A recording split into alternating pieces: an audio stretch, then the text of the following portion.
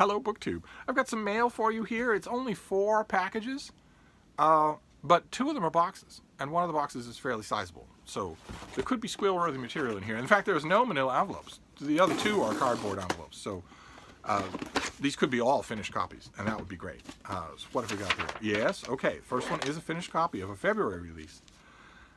This is something that we saw in advance copy. This is, oh my, that is nice. This is Scott Oden's book, Twilight of the Gods, a Viking novel.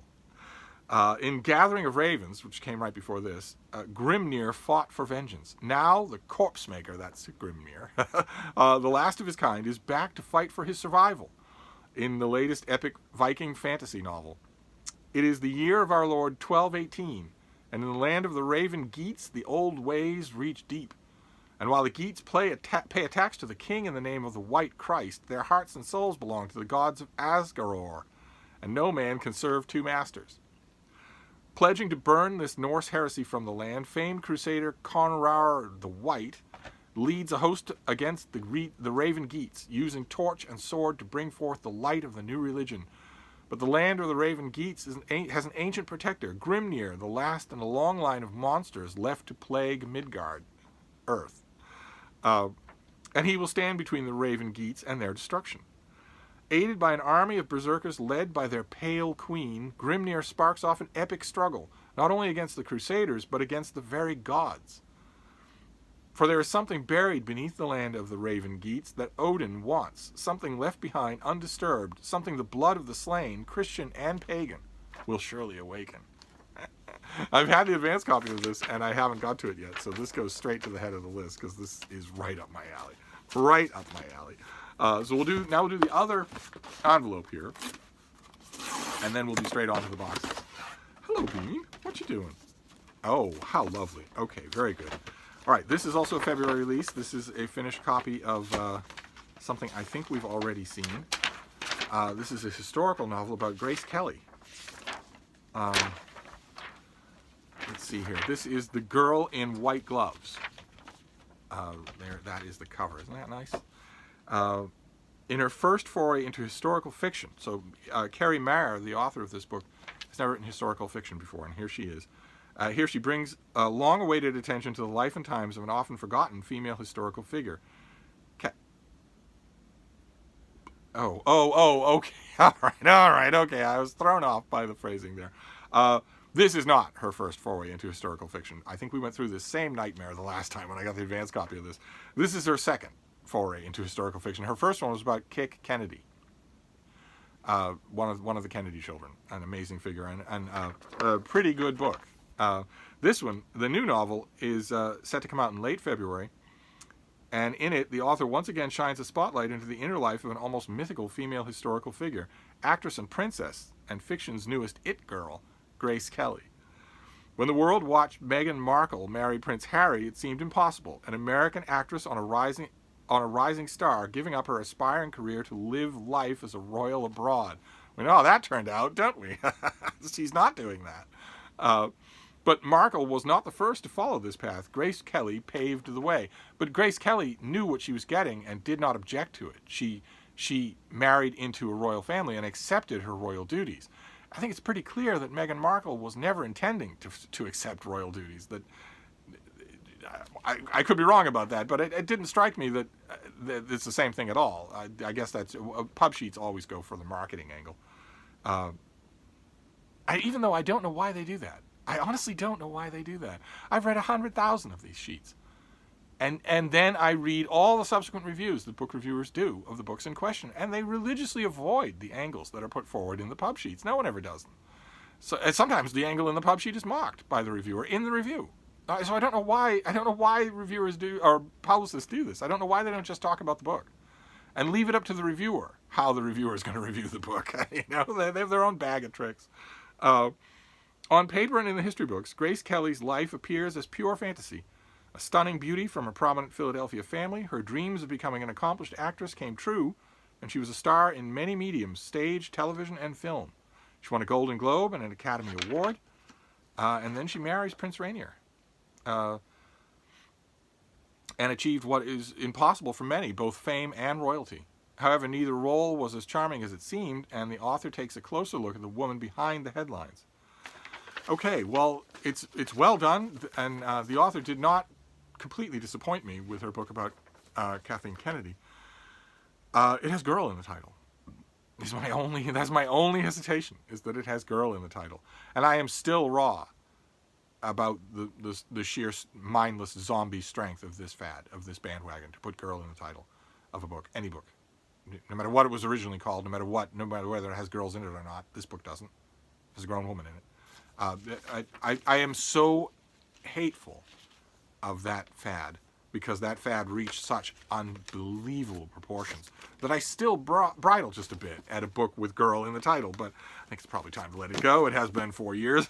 So let's do the first box here and see what we have.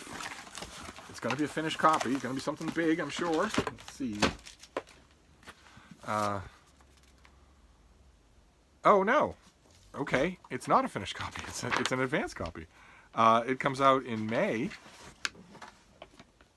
It's a big book, though. That's for sure. What have we got here? What have we got for page count? 1,000 pages. So this is another chunkster for Alan Morton's Chunksters for Charity.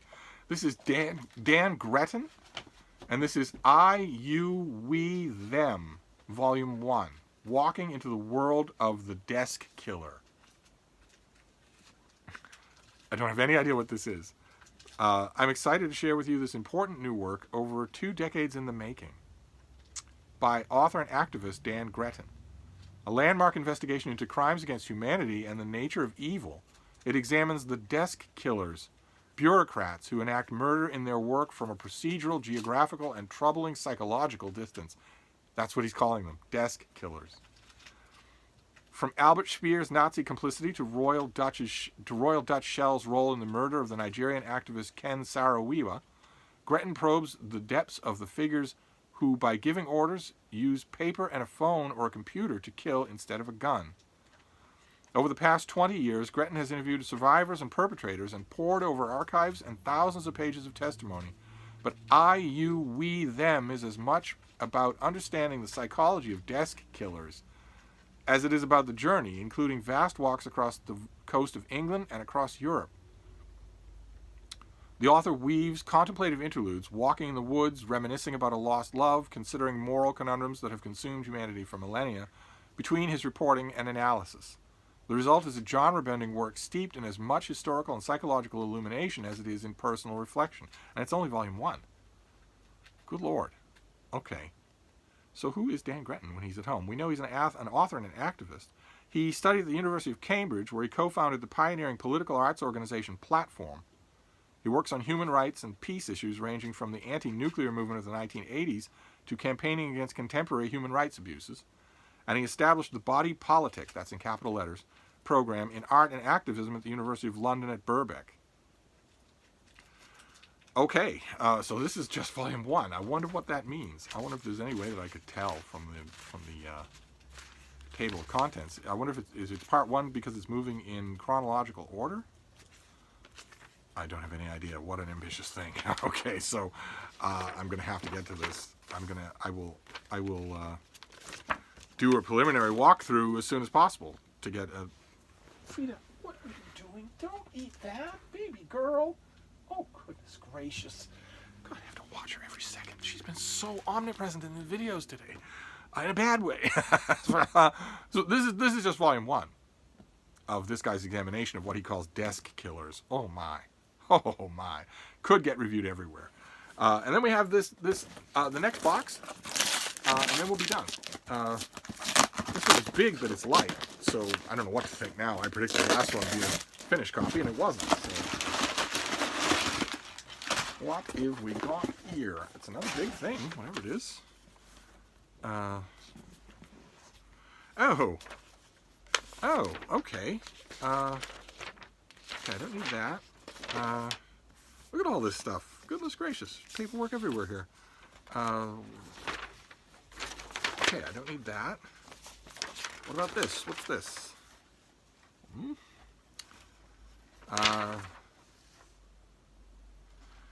Okay, well, let's hold on to that for a minute. This is a paperback release of Victor Davis Hanson's book, The Second World Wars. Big fat history of World War II, which is now in paperback, and it came out at the end of January in a trade paperback from Basic Books for $23. Let's see here. World War II is usually understood through the logical frame that the mid-20th century provides. The aftermath of World War I, the rise of European totalitarianism, the ramifications of the Great Depression, or the state of industrial technology. Yet esteemed military historian Victor Davis Hanson believes that the World War II is best understood through the unprecedented merging of multiple conflicts around the world, and emphasizes that the global scale in which the war was fought was a culmination of 2,500-year history of Western military and cultural tradition. And this is now in paperback. And it has, I guess is he doing interviews for the paperback? Maybe he is. And this has, one of the sheets that I saved here is a sheet of blurbs that this thing got, one of which was mine, one of which was a review that I wrote for Open Letters. I know that I won't be on the paperback here. I very much doubt that I will be on the paperback, and even if I am, I won't be named.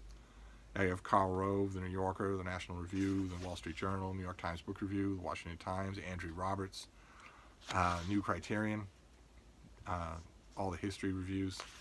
Yeah, I don't think I'll be in here. Publishers Weekly, Kirkus, General David Petraeus, Barry Strauss, and Max Boot. So I'm not blurbed on the book. I am briefly blurbed on the page of blurbs. I would gladly reread this thing. I don't think I kept my copy. I think I mailed it to one of you. It naturally gives me a little bit of pause, because I'm always talking on this channel about the bank of goodwill that an author either has or doesn't have. And Victor Davis Hanson is a great historian. This was a fantastic book, and so have been a number of his other books. But his most recent book is The Case for Trump, and it was an insult. It was. I know I should wall it off. I know I should wall it off as being not just a personal screed. But that's not how it was marketed, and that's not how it was written. It was written as, well, the rest of you are wrong about this guy. You're taking the short view, but I'm a trained historian, and I know what's best, and I can look at him correctly and make the case for Trump. And that really galled. It really did. That book bothered me a lot more than it would have bothered me if it was written by anyone else. Because some of the rest of us are old enough to have a historical viewpoint, okay, and we hate him anyway. All right, so this comes out. This is out already. This came out in just a couple of days ago. Wow. All right, this is a pretty thing. I actually like it more than the hardcover that I have, whether I'm blurbed on it or not. And this will be worth a reread, definitely. I've read it twice already. I read the advanced copy and then I read the finished copy in order to review it. But this will be worth looking at again. Maybe necessary to do. Maybe I should do that in order to wipe away the stain of the case for Trump. Maybe I should do that. So that's what we have today. A couple of boxes at the end there for some chunksters, because this thing is big too. How big is this? Not quite a chunkster. This is 650 pages long. So this is The Second World Wars by Victor Davis Hanson in a trade paperback. Then I, You, We, Them, a book about the anonymous desk killers, the people who signed the paperwork, the people who got the machinery up and running, not the ones who pulled the trigger. Absolutely fascinating. I'm tempted to dig into it right away. Then The Girl in the White Gloves by Carrie Mayer, a historical novel about Grace Kelly. And Twilight of the Gods by Scott Oden, a Viking historical fantasy, with a stress on fantasy, because the fantasy elements, the gods are real, there's magic, there's sorcery, but it's set very much in the Viking world. I love that combination. So that's the combination you got on the History Channel's great series Vikings. It wasn't overly stressed, but characters did see gods in that series, and it was all wonderfully done. Oh my! Every time Odin appears in the series Viking, you just got to chill up your spine. So there you go. There's a little mail for you today. I'm going to wrap this up and see what's bothering Frida. I've had to end every video today saying I'll see what's bothering Frida. Something's bothering her. I'll find out what that is, and I'll report back. Thank you, BookTube.